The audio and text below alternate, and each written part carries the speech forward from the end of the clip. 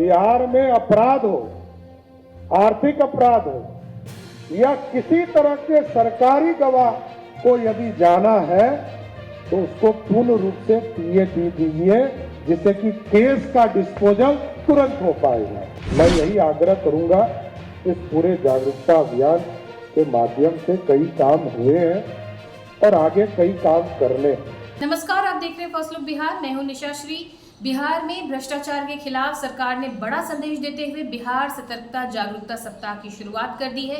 3 जुलाई से 9 जुलाई तक चलने वाले इस अभियान का शुभारंभ बिहार के मुख्यमंत्री सम्राट चौधरी ने पटना के ज्ञान भवन में आयोजित कार्यक्रम में किया। इस दौरान उन्होंने भ्रष्टाचार पर सरकार की सख्त नीति दोहराते हुए कहा कि शॉर्टकट अपनाने वाले सीधे बेऊर जेल जाएंगे। कार्यक्रम में सम्राट चौधरी ने साफ कहा कि बिहार सरकार भ्रष्टाचार के खिलाफ जीरो टॉलरेंस नीति पर काम कर रही है और किसी भी स्तर पर गड़बड़ी करने वालों को बख्शा नहीं जाएगा। उन्होंने चेतावनी दी कि चाहे कोई नेता हो, मंत्री हो या अधिकारी, अगर आप भ्रष्टाचार में संलिप्त पाए गए हैं तो उनके खिलाफ कड़ी कार्रवाई होगी। इस अवसर पर निगरानी विभाग के नए लोगों का भी अनावरण किया गया, जिसे पारदर्शिता, जवाबदेही और ईमानदारी प्रशासन के प्रतीक के रूप में प्रस्तुत किया गया। सरकार का कहना है कि इस अभियान का उद्देश्य केवल सरकारी तंत्र को सतर्क करना नहीं, बल्कि आम लोगों को भी भ्रष्टाचार के खिलाफ जागरूक करना है। सतर्कता जागरूकता सप्ताह के तहत राज्य भर में शपथ ग्रहण, संगोष्ठी, जागरूकता रैली और संवाद कार्यक्रम आयोजित किए गए हैं। सरकार का मानना है कि जनता की भागीदारी से ही भ्रष्टाचार मुक्त बिहार का सपना साकार हो सकता है। अब हम लोगों ने समय सीमा तय कर दिया और अब पूरी व्यवस्था ऑटोमेटिक हो गया। यदि आपने पहले 10 दिन में नहीं किया तो उसका एक मैकेनिज्म है कि 11वें दिन आपको नोटिस प्राप्त हो जाएगा। 20 दिन में नहीं किया तो 21वें दिन आपको एक नोटिस प्राप्त हो जाएगा। और तीसरा जो अंतिम चेतावनी है, 25 दिन में यदि आपने पूरा नहीं किया तो 26वें दिन नोटिस प्राप्त होगा। और सबसे खुशी का विषय यह है कि पहला नोटिस हमने 9000 लोगों को दिया, दूसरा नोटिस मात्र 350 लोगों को दिया और तीसरा नोटिस एक ही पदाधिकारी हमको पूरे बिहार में मिला, जो एक पदाधिकारी था जिसने हमको तीसरा नोटिस देने लायक बताया, तो उसको नोटिस देना पड़ा। और 30 दिन में तो सब काम कर, तो इसके बाद भी मैंने एक इसमें रास्ते खोले। मेरा मानना है कि यदि हमने कोई गलत आदेश तो नहीं किया, इसको रैंडमली मैंने कहा इसको चेक करना चाहिए, इसको चेक कीजिए और एक पूरी संरचना खड़ा कीजिए कि यदि कोई गलत आदेश किसी ने पारित कर दिया तो यदि बीडीओ ने किया तो उसको एसडीओ को दे दीजिए, एसडीओ ने किया तो डीएम साहब को दे दीजिए और डीएम साहब ने यदि गलत किया तो कमिश्नर साहब को दे दीजिए और कमिश्नर साहब ने गलत किया तो सरकार के लेवल पर उसको भेज दीजिए, लेकिन 30 दिन के अंदर उसको न्याय देना है, यह सुनिश्चित करना है सर, तभी भ्रष्टाचार खत्म होगा। और सबको पता है कहां भ्रष्टाचार हो रहा है, ये मैं फिर बताता हूं। हमको भी पता है और आपको भी पता है। अब इसके रास्ते खोजने हैं। रास्ता हम खोजें। हम रजिस्ट्री कराने जाते हैं तो वहां क्या दिक्कतें आ रही है, हम ब्लॉक में जाते हैं तो वहां क्या दिक्कतें आती है, हम यदि थाना में जा रहे हैं तो वहां क्या दिक्कत है। हम सभी टॉप ऑफिसर्स को यह चिंता करना पड़ेगा। गरीब को न्याय चाहिए, गरीब को न्याय नहीं दे रहे तो हम अपने जीवन को भी अंधकार की ओर धकेल रहे हैं। भगवान ऊपर वाला पूछेगा कि नीचे न्याय दिए थे कि नहीं दिए थे। न्याय देना होगा, क्योंकि आप जब किसी पद पर बैठते हैं तो एक तरह से अदालत के जज के हिसाब से बैठते हैं कि आपको न्याय देने का काम करना। लेकिन मैं यही आग्रह करूंगा, इस पूरे जागरूकता अभियान के माध्यम से कई काम हुए हैं और आगे कई काम करने हैं, लेकिन इस पूरे यूनिट्स को तेज गति से बढ़ाइए।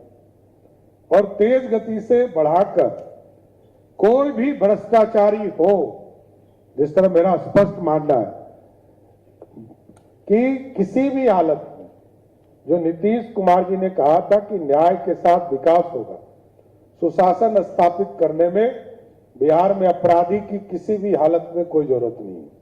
अपराधी के खिलाफ कार्रवाई होते रहेंगे, लेकिन उसी तर्ज पर यदि बिहार में कोई भ्रष्टाचार कर रहा है तो वैसे लोगों के खिलाफ भी हमारे विजिलेंस के लोग, स्पेशल विजिलेंस के लोग और आर्थिक अपराध के लोग सीधा हमला करके कार्रवाई करते रहिए, तभी बिहार बदल सकता है साथियों।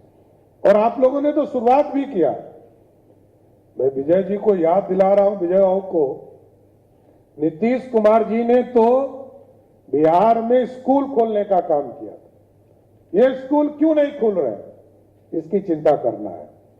और जितने भी यहां पर बैठे हैं, लॉ सेक्रेटरी साहब भी बैठे हैं, इनसे बात कीजिए, हाई कोर्ट का पूरा कोऑर्डिनेशन इनसे लीजिए, और जितने भी भ्रष्टाचारी हैं सबको चिन्हित करके उनके घरों में स्कूल खोलने का काम सरकार करेगी, इतना जरूर आश्वस्त करना चाहता हूं। लेकिन कई मुद्दे आपने उठाए हैं। अब तो पूरा डिजिटल दुनिया हो चुका है। आज जहां हम सोचते थे उससे अधिक अब कंप्यूटर सोचने लगा है। एक जमाना था, आज से 40 वर्ष पहले कोई रिकॉर्ड नहीं था। 20 साल 25 साल पहले भी कोई रिकॉर्ड नहीं मिल पाता था, पूरी किताबें आपको पढ़नी पड़ती थी। लेकिन अब तो एआई का जमाना है, कहां गड़बड़ी हो रही है, कहां कानून का उल्लंघन हो रहा है, इस पर हम चिंता अधिक कर सकते हैं। इसको और तेज गति से लाइए। सारे विजिलेंस के टीम को मैं यही कहूंगा कि आप इस तरह के लोगों को, एक्सपर्ट लोगों को अपने साथ जोड़िए कि दूसरा जितना इस देश में या दुनिया में जितने भी यूनिट्स हैं वो आपसे सहयोग लेने के लिए बिहार आना शुरू हो जाए, तब समझिएगा कि आपका स्मार्ट पुलिसिंग हो गया। क्योंकि अभी देखिए म्यूजियम, मैं बता रहा हूं, एक अनुभव बता रहा हूं। शुरुआती दौर में पटना म्यूजियम के खिलाफ कई कोर्ट के भी आदेश आए, कई लोगों ने चर्चा किया कि इसके जगह कई चीजें बन सकती थी। लेकिन आज दुनिया का कोई भी व्यक्ति यहां आता है तो सबसे ज्यादा बड़ाई यदि किसी चीज का करता है तो वो नया म्यूजियम जो पटना में बना कि ये दुनिया में सबसे अच्छा म्यूजियम में से। उसी तर्ज पर मैं ये आग्रह करूंगा कि आपको ये व्यवस्था खड़ी करनी पड़ेगी। अभी आप चिट्ठी लिखते हैं कि सीबीआई हमको सपोर्ट करे, ईडी आपको सपोर्ट करे, रॉ आपको सपोर्ट करे। ऐसी व्यवस्था खड़ा कीजिए, पूरी तरह बिहार सरकार आपके साथ खड़ा है कि विजिलेंस, स्पेशल विजिलेंस और आर्थिक अपराध ऐसा टीम खड़ा करे कि सीबीआई और ईडी आपसे सपोर्ट मांगना शुरू करे, तब समझिएगा कि आपका विजिलेंस बहुत अच्छे स्तर पर चला गया। क्योंकि तभी तो हम खड़ा कर पाएंगे। क्योंकि हमने देखा है 6,000 करोड़ का बिहार का बजट था, आज 3,47,000 करोड़ का बजट हो गया। ये मेरे सामने, विजय बाबू यहां बैठे हैं तो 100 में देखे होंगे। हमारी तनख्वाह 7,000 भी नहीं थी जब शुरुआत किया जो कैबिनेट मिनिस्टर, वो विधायक के तौर पर आए होंगे तो 400 रुपया भी नहीं मिलता होगा। वह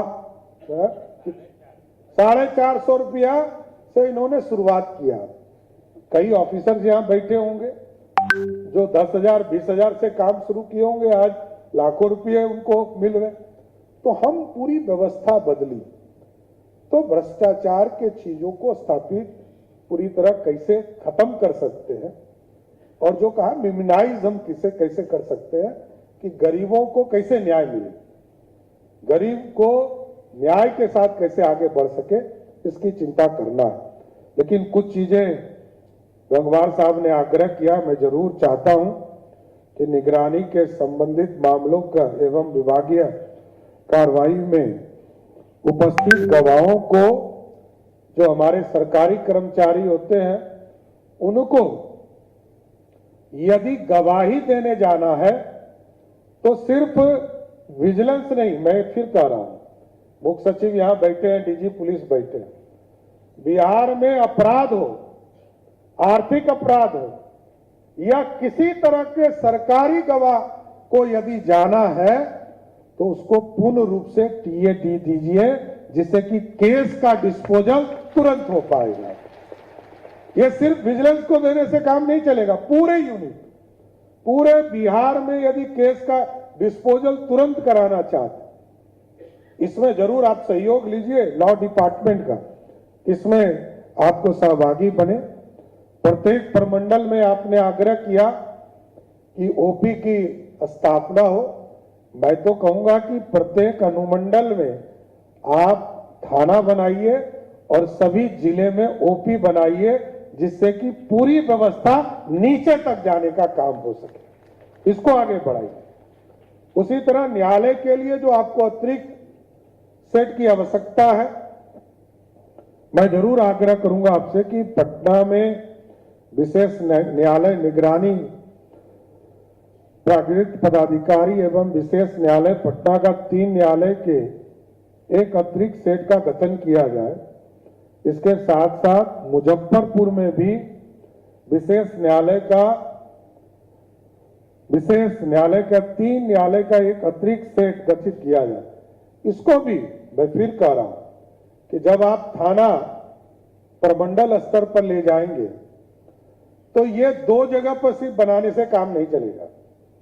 इसको जो हमारे प्रमंडल है 9 प्रमंडल में इसकी व्यवस्था की जाएगी, जिससे कि बिहार में भ्रष्टाचार के खिलाफ पूरी तरह लड़ने का काम बिहार की सरकार करेगा।